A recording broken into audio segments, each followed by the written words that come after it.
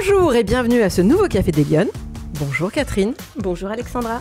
Alors aujourd'hui, je suis ravie d'accueillir dans ces fabuleux locaux de l'Intercontinental Hôtel-Dieu à Lyon, qu'on aime beaucoup dans cette émission, Catherine Sirvin.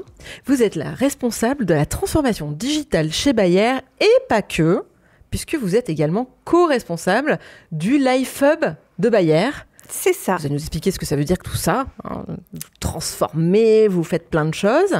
Oui. Mais j'avais envie de vous inviter au micro du Café des Lyonnes, parce que ça fait un petit moment qu'on vous connaît, qu'on vous croise sur des événements, etc. Et dans différents secteurs, que ce soit celui de votre entreprise ou aussi c'est toutes ces questions du digital, du numérique. Donc on avait envie un petit peu de mieux vous connaître, Catherine, ce matin. Mais d'abord, première question de l'émission, vous la connaissez. Est-ce que vous êtes une femme engagée, Catherine? Et ça veut dire quoi pour vous, être engagée? Alors en fait, c'est grâce au Café des Lyonnes que je me suis posé cette question et pour pouvoir y répondre.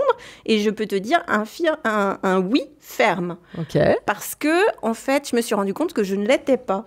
Ah bon? Et je le suis devenue, je pense, autour de 30 ans. Et ça a coïncidé avec mon expatriation en Allemagne, où j'ai passé 3 ans. D'accord. Et où, quelque part, j'ai découvert d'autres situations des femmes dans la science et puis dans l'entreprise. Ouais. Et qui, ce sentiment un petit peu de « Oh là là, c'est pas du tout pareil qu'en France », qui m'a poussée à m'engager beaucoup plus sur la diversité. Et puis maintenant, je m'engage aussi peut-être sur d'autres terrains aussi, parler plus de l'entreprise, parler de la science, même un petit peu de politique, un tout petit peu à mon échelle. Ah, donc t'as pris la mesure qu'il y a eu un changement à un moment donné dans ta vie sur cette question? Complètement. En fait, c'était pas une question pour moi. Je pense que je suis fille unique. J'ai mon papa qui m'a élevée un peu comme son fils ou sa fille, je sais pas, mais en tout cas, il me laissait tout faire. Il m'a appris à chasser. Je l'ai suivi sur le bricolage. J'ai fait plein de choses techniques, beaucoup de sciences. Et puis, c'était pas une question, en fait. Mais mon premier job chez l'ancêtre de Bayer, qui était Aventis, il y avait énormément de femmes très haut niveau, avec des enfants. La question ne se posait pas. Et par contre, quand je suis allée en Allemagne, j'avais à peu près 30 ans et je suis arrivée à une réunion un peu en retard, à la française. En Allemagne, c'était très carré. On rigole pas en Allemagne. Voilà. Pas avec les horaires. Et donc, par l'arrière, et là, je suis tombée sur une forêt de calvitie. Et je me suis dit, mais mince, mais où je suis, en fait. Voilà. Ça m'a vraiment choquée parce que j'ai vu à ce moment-là qu'en tant que cadre et femme, j'étais quand même assez différente, finalement, de l'ensemble des personnes. Alors, ça a beaucoup évolué, c'était il y a une quinzaine d'années, mais quand même, ça m'a vraiment frappée. Et cette région-là de l'Allemagne est quand même, sur ces questions-là, et pas très en avance. Toutes mes collègues qui étaient comme moi cadres, elles avaient un enfant seulement ou pas d'enfant. Et elles m'ont vraiment expliqué qu'elles ne pouvaient pas faire autrement. Il y avait une pression sur ça. Voilà. Et du coup, quand je suis revenue en France, je me suis dit, mais on a quelle chance! Il faut que je m'engage pour qu'on voit à quel point cette diversité est importante et puis qu'elle apporte à tous et à la société. Catherine, tu es une femme de science, tu viens de nous le dire, de nous le dévoiler un petit peu. Tu dirais que les femmes, elles sont suffisamment présentes aujourd'hui, visibles dans le monde de la science en France? Alors, dans le monde de la science, c'est à peu près 1 sur 3. Donc, on peut encore un peu faire mieux. Ça cache des disparités vraiment très grandes. Et en particulier dans le numérique et dans l'intelligence artificielle, si les chiffres, ils oscillent entre 15% et 26%, je crois, quelque chose comme ça. Si on va dans la cybersécurité, on tombe à 10%. Et là, moi, ça me pose vraiment question. Parce que c'est ce qui va nous changer la vie demain, l'intelligence artificielle. Et donc, je considère qu'il faudrait absolument qu'on soit beaucoup plus représentés. Mais dans les laboratoires, par contre, de sciences, de biologie, là, c'est plutôt l'inverse, il y a plus de femmes? C'est une impression? En biologie, oui. En chimie, un peu moins, en tout cas chez Bayer. En France, c'est à peu près pareil, kiff-kiff en chimie.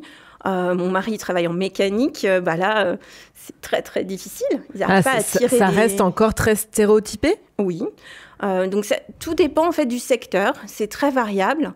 Et disons que, quand même, c'est des métiers... Les métiers de science, c'est des métiers où on peut quand même très bien gagner sa vie, où il n'y a pas fondamentalement d'empêchement physiologique. Je veux dire, c'est notre cerveau qui travaille, c'est pas nos bras. C'est ça. Donc, quelque part, rien n'empêche les femmes d'y aller. Et même, il faut les encourager à y aller. Le fait est que, pour l'instant, ça reste quand même... On reste quand même un petit... Mais alors, tu sais pourquoi elles manquent de quoi, les femmes, pour réussir dans les sciences? Alors, pour moi, elles manquent... Alors, c'est paradoxal, parce qu'elles manquent de rien. Je veux dire, le cerveau, il fonctionne bien. On a des femmes absolument brillantes. Il suffit de faire le tour en France aux religions. On a des femmes vraiment brillantes. Je pense que ce qui manque, c'est un peu de confiance en soi. Et puis, il y a une érosion qui se passe au moment des enfants et un peu après, où finalement, on va avoir moins de représentation dans les instances supérieures. Quand on commence à vouloir monter l'échelle, c'est plus compliqué. Ça, je l'ai vécu dans mon parcours. Et c'est cette transition-là qui fait cette érosion très forte et qui est visible après. Voilà. Parce que c'est à ce moment-là qu'on construit aussi sa carrière pour le futur, qu'on publie beaucoup. Et voilà, ça reste, malgré tout, il y a des espèces de paliers qu'on n'arrive pas à franchir. Alors, on va y revenir, Catherine, on va parler de ton parcours. Mais d'abord, j'avais envie de te poser la question. Quand tu étais petite fille, tu voulais faire quoi plus grande? Tu voulais être scientifique déjà? Alors, j'adorais la science. Par contre, j'ai posé la question à mes parents, à mes amis.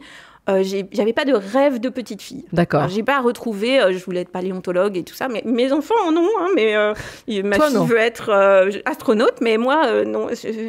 Non, pas spécialement. Par contre, clairement, j'adorais tout ce qui est une énorme curiosité. J'adorais la science. Je lisais beaucoup, mais quand je dis science, c'était la géologie, les oiseaux, pour comprendre vraiment... T'étais curieuse de tout. Curieuse de tout. J'étais plutôt forte en sciences, clairement. Et puis, du coup, j'avais aussi... Mes amis m'ont dit, mais t'avais toujours des idées. Et puis, tu voulais tout le temps qu'on les fasse tous ensemble. Donc, c'était... ça, je crois que oui, c'est clair, ça me caractérise. C'est resté. Et je pense que c'est... alors, c'est ça qui m'a poussée à continuer, parce que... En gros, j'étais assez brillante jusqu'au bac et tout ça. Donc, on m'a dit, vas-y, l'école d'ingénieur, c'est pour toi. D'accord. Voilà. Alors, c'est plutôt le contexte qui t'a poussé, l'école, les professeurs. On t'a dit, fais telle filière. Oui. En fait, mes deux parents sont techniciens. Donc, quelque part, j'ai monté une marche sans le savoir. À l'époque, pour moi, c'était assez naturel. J'étais assez douée. On me disait que c'était la porte ouverte à tout. Je dis, oh, allez, d'accord, pas de souci. Et ça n'a pas été si simple que ça, quand même. J'ai fait la voie classique pour faire l'école d'ingénieur, c'est d'abord une classe préparatoire. D'accord. Donc, c'est quoi? C'est maths P, maths sup, ce qu'on appelait nous à l'époque. On ne peut plus dire comme ça maintenant, mais c'est ça. Ah oui, c'est costaud là, hein? Ouh là là. Oui, voilà, j'ai choisi physique, chimie, et puis ça a été très très dur. Là, j'ai vu qu'il y avait des gens beaucoup plus brillants que moi, et puis en fait, c'était très très compétitif. Ah oui, l'état d'esprit était particulier. Voilà, et puis, je pense qu'à ce moment-là, j'étais un peu mal dans ma peau. C'était aussi difficile, des périodes d'adolescence où on change beaucoup, où on doit travailler H24 et puis il n'y a plus rien à côté. Donc, c'était une voie pour moi très difficile. Ce qui fait que du coup, j'ai pas énormément réussi. J'ai fait une 5,5, comme on dit, j'ai redoublé. Ça, c'était pas grave, c'est assez classique. Mais j'ai dû changer aussi. J'étais à la Martinière et je suis partie à Fouriel en internat, ce qui m'a sauvé la vie parce que là, j'ai retrouvé une forme de communauté et des gens qui s'entraidaient. Voilà. Mais malgré tout, j'ai pas réussi ce que je voulais prestigieusement. J'avais que la chimie. Je ne voulais pas faire de chimie. Je travaille dans une entreprise de chimie, mais bon, voilà. Et du coup, je me suis tournée vers la biologie. Je me suis dit, puisque c'est ça, je vais dans une école d'ingénieur à Clermont-Ferrand. Maintenant, c'est Polytech Clermont. Et j'ai décidé de faire de la biochimie et de la biotechnologie. Donc, c'est un petit peu les études qui t'ont amené progressivement sur ce secteur-là. C'est ça. Et alors après, tu as ton diplôme en poche. Et là, tu fais quoi? Et là, je fais un stage mon stage de finalisation de l'école d'ingénieur. Chez Bayer, mais dans la partie publique. Donc j'ai caractérisé une enzyme. Ça veut dire quoi, la partie publique? C'est-à-dire que j'étais dans un laboratoire public qui est à l'intérieur de Bayer, mais où on fait de la recherche avec des universitaires. Donc en gros, c'était pas le privé, en fait. Voilà. Et puis ça s'est très bien déroulé. Et en fait, dans le bus, je discutais et j'ai rencontré quelqu'un qui en fait voulait partir de chez Bayer. Et il m'a dit, mais moi, je veux écourter ma période de départ. Donc, toi, tu es en stage, tu as besoin d'un job, je propose ton nom. Voilà. Ah, c'est sympa, c'est comme ça que un homme m'a vraiment mis le pied à l'étrier. En plus, sur des sujets où je me sentais pas calée.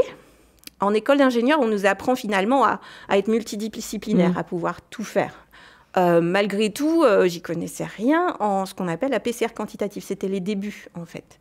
Et il m'a dit, mais ne t'inquiète pas, ça démarre juste de toute façon en sciences aussi. Je vais te mettre dans les forums, je vais t'expliquer au début, et puis ça va bien se passer. Et en fait, je remercierai jamais assez Emmanuel Bufflier, qui travaille à Grenoble, parce qu'en gros, il m'a mis le pied à l'étrier, et puis il m'a donné confiance en moi en me disant, mais tout est possible, tu es intelligente, tu vas y arriver. Tu vas y arriver. Et ça a été caractéristique parce qu'ensuite, j'ai changé beaucoup de métiers. D'accord. Là, donc j'ai commencé en biologie moléculaire avec cette PCR. On la connaît, le PCR. La PCR, c'est comme pour le Covid. Donc, vous savez, on fait les tests. D'accord. Moi, je faisais des tests, mais c'était sur une plante pour la protection par rapport à un produit de protection des plantes, donc à un médicament des plantes, pour savoir s'il marchait ou pas. D'accord. Mais j'ai fait des tonnes de tests. Je crois que j'ai acheté, dès ma première année, un appareil pour le labo qui coûtait presque 3 fois le prix de ma nouvelle voiture. Et là, quand je me suis allée voir mon chef, j'ai dit, je suis sûre que c'est ça qu'il nous faut au niveau sciences, mais je trouve que c'est un peu cher. Et donc, oui, il m'a soutenue aussi, voilà. Donc, beaucoup d'hommes m'ont soutenue au début. Ouais, voilà. c'est eux qui t'ont mis le pied à l'étrier. En fait, tu as fait plein de choses différentes. Oui. Qu'est-ce qui a été le moteur pour toi dans cette progression de carrière? C'était de toucher à des choses différentes ou de devenir experte d'un sujet? Comment avec le recul, comment tu le vois? Ça n'a jamais été l'expertise en soi. Parce qu'en fait... je pense que je savais que j'étais capable de changer de métier. En tout cas, au fil de ma carrière, j'ai fait du coup de la bioinformatique ensuite. J'ai été chef de projet pour créer des OGM. Ensuite, j'ai fait de l'innovation ouverte, etc. Donc, c'était pas l'expertise en soi. Il fallait que ça soit appliqué à quelque chose qui serve. D'accord. Et c'est ça qui t'a guidée. Voilà. C'est ça qui t'a... pour moi, il fallait que ça soit appliqué et que ça serve au monde, quoi, voilà. Donc, à mes collègues agriculteurs dans les vignes, viticulteurs, voilà, parce qu'il leur fallait un produit pour protéger leurs vignes. Ensuite, pour trouver les modes d'action de nouveaux produits plus efficaces. Ensuite, pour aider mes collègues à se transformer dans le digital, par exemple.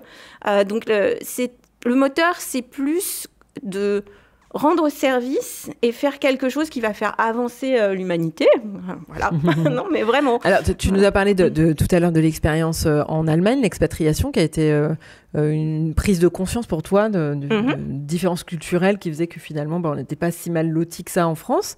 Est-ce que ça a été un sujet pour toi, globalement, d'évoluer, ou le fait d'être une femme n'a jamais été un frein dans ta progression de carrière?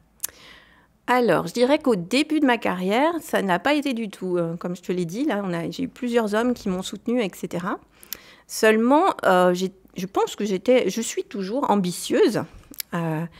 Et à un moment donné, il a fallu faire une transition entre la science pure et le leadership, c'est-à-dire chef d'équipe, etc.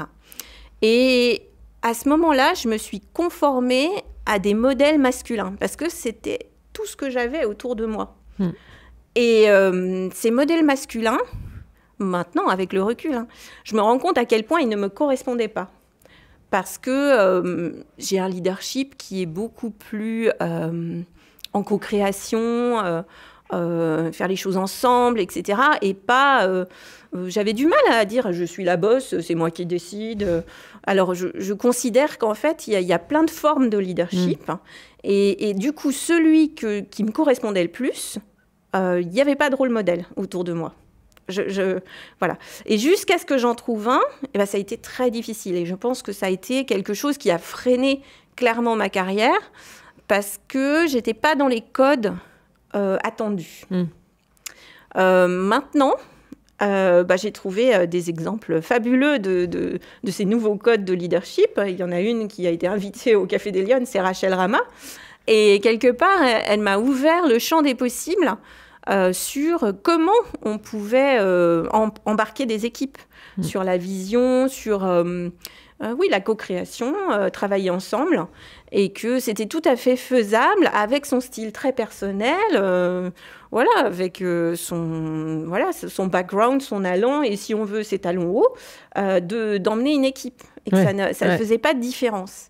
Et je pense que ça, finalement, ça a été un frein à un moment donné. Quel conseil tu donnerais aux femmes qui nous écoutent et qui ont peut-être envie de faire des carrières dans la science, mais qui se disent « oulala, de toute façon, pour percer dans ce genre de secteur, c'est forcément que les plus brillantes ou c'est très politique ». Qu'est-ce que tu leur donnerais comme conseil ? D'abord, il faut y aller. Il faut y aller parce qu'il y a tellement d'opportunités. Vraiment, n'hésitez pas. Notre cerveau, il est là pour trouver des solutions. Aucune hésitation. Par contre, ce qu'il faut faire, c'est essayer de construire son réseau dès le début. Être beaucoup plus en sororité avec les petites collègues ou demander du coaching par les personnes plus haut, on va dire, dans la hiérarchie. Se servir des rôles modèles, trouver ses rôles modèles. Proche de soi, au début, on va pas être Marie Curie tout de suite, je veux dire, on va pas avoir 2 prix Nobel, mais du coup, il peut y avoir plein de femmes autour de nous qu'on écoute, notamment. Merci de faire les podcasts, parce que ça donne des envies pour se projeter plus près de nous, en fait. Et cette projection, je pense qu'elle aide à vraiment se sentir mieux dans ses baskets, être pas seule. C'est pas la peine d'y aller toute seule et puis d'affronter le monde. Il y a plein de stratégies de sororité qui aident à faire émerger les talents, en fait. Entre femmes, il y a une superbe stratégie dont j'ai entendu parler, c'est la Obama stratégie. Et en fait, les jeunes femmes qui travaillaient avec Obama quand il a été président, parfois, elles répétaient ce que disait une de leurs collègues parce que ça n'avait pas été entendu. Ce genre de choses permet finalement d'aller dans le même sens et de mettre son petit de redire mais c'est une telle qui a fait cette proposition d'ailleurs et puis on lui réaccrédite finalement l'idée, la découverte, etc. Je pense que utiliser ces techniques qu'il faut apprendre au début et puis finalement créer son réseau de sororité, c'est super important et ça permet d'aller très haut. Et encore, aujourd'hui, je soutiens plein de collègues. C'est ça, parce que toi, tu as fait le choix. Alors, tu as un petit peu parcouru tu as retracé un peu ton parcours professionnel, mais au-delà de ce que tu as pu prendre aussi comme position dans l'entreprise, tu as choisi de t'impliquer sur les questions de diversité, sur ce Life Hub dont on évoquait au début de l'émission. Donc, c'est aussi comme une démarche et une attention encore vers les autres supplémentaire. Oui. Pourquoi c'est important de faire ça ? Parce que c'est cette demande du travail supplémentaire, finalement. Oui, mais alors, c'est comme ce qui me motive, c'est-à-dire vraiment apporter quelque chose aux autres. Finalement, cet engagement, il était là initialement. Et pour moi, c'est ce moteur-là qui me guide. Pour le Life Hub, ce qui me guide vraiment, c'est de parler de l'agriculture à l'extérieur, faire comprendre nos solutions, qui ne sont pas toujours faciles. C'est difficile d'en parler quand on travaille chez Bayer. Pour la diversité, c'est vraiment apporter des solutions concrètes, comme ce que je t'ai dit sur les stratégies Obama. Mais je suis engagée dans un programme qui s'appelle Leadership Link. En fait, chaque année, on offre 1700 séances de coaching aux employés, donc aux filles de Bayer. C'est à peu près 800 personnes mondialement qui en bénéficient. Et ce coaching, il est donné par les top leaders de la compagnie. Donc, par exemple, notre CEO, Bill Anderson, il a donné 6 sessions l'an passé. D'accord. Donc, on peut quelque part... Donc, c'est très concret. Un outil très concret. Voilà, il donne 6 sessions. Et puis, les premières filles qui attrapent la session avec Bill Anderson, ça a été mon cas. Ah oui, j'ai eu une session avec notre CEO. Eh elles ont 3 quarts d'heure où elles peuvent discuter d'un sujet. Et les sujets, on les change chaque année, mais par exemple, ça peut être le syndrome de l'imposteur, ça peut être plein de choses. Mais ça veut dire que c'est un sujet, alors ça veut dire qu'il y a une prise de conscience? Oui, on choisit 6 sujets qui sont... Voilà. Après, ces sujets, ils sont là à la fois pour être inspirants, mais on peut aussi se servir de Leadership Link pour se dire, tiens, mais je vais rencontrer des leaders qui sont aux États-Unis parce que j'ai envie de partir aux États-Unis. Oui, c'est aussi une façon de faire son réseau. Exactement. À l'intérieur de l'entreprise. On force le réseau, on force la création de réseau. Et en fait, ce programme, il est vraiment puissant. Il n'a pas du tout été décidé top-down par Bayer, hein, il est bottom-up. Il vient de l'idée de collègues à moi qui étaient aux États-Unis. Ouais. Et on le fait vivre chaque année et ça marche très, très fort. Comme ça, quoi. Alors, on a quand même créé une petite application qui facilite finalement les mises en contact parce que ça fait un paquet de oui, voilà, hein, de choses chaque à gérer. année, si on le renouvelle, oui. Ça, c'est quelque chose dans lequel je me suis complètement impliquée. J'ai créé l'application pour Leadership Link pour faire les matchings. Okay. Donc là, j'étais en contact avec des développeurs informatiques en Inde et puis on a dit non, mais il faut qu'on fasse ça avec Power App. On va trouver des solutions. Mais ça veut dire à t'écouter que, parce qu'on a toujours l'image de ces grands groupes où finalement on est très anonymisé dans sa démarche personnelle, ça veut dire qu'il y a des vraies capacités d'évolution personnelle où on encourage la progression dans l'échelle hiérarchique, mais aussi finalement en donnant la possibilité de faire des choses très différentes, puisque tu parlais de commencer dans des labos, travailler sur la transformation digitale, ça n'a rien à voir. Tout à fait. C'est ce qui est magique dans les grands groupes, c'est qu'il y a quand même des possibilités d'évolution énormes avec différents types de métiers. Et on est quand même encouragé finalement à prendre des risques. Et moi, je suis là avec ma casquette de transfo digital pour ça, pour accompagner les personnes à se former sur toutes les nouvelles techniques. En ce moment, c'est tout ce qui est ChatGPT, mais aussi les applications low-code, no-code, le code, peu importe. Parce que en fait, on considère que former les gens, c'est mieux pour les faire grandir. Plutôt que ils restent dans finalement dans leur environnement et puis qui se développent pas. Donc c'est un avantage de développer les personnes. Le risque, c'est qu'elles partent ailleurs. Ouais. Mais il vaut mieux ça plutôt qu'elles restent et puis qu'elles fassent rien. Donc, et alors Catherine, dernière question de l'émission. Si tu avais une baguette magique, qu'est-ce que tu ferais? Qu'est-ce que tu mettrais en place toi, pour que les femmes elles soient plus présentes, plus visibles dans le débat public? Alors, je n'ai peut-être pas dit beaucoup, mais je suis une adepte des data, des données. J'adore ça. Et ça m'aide à créer mes projets, etc. Du coup, je suis une fan des quotas. Et j'ai changé d'avis, là aussi. Ça date de vers mes 40 ans. J'ai changé d'avis sur les quotas.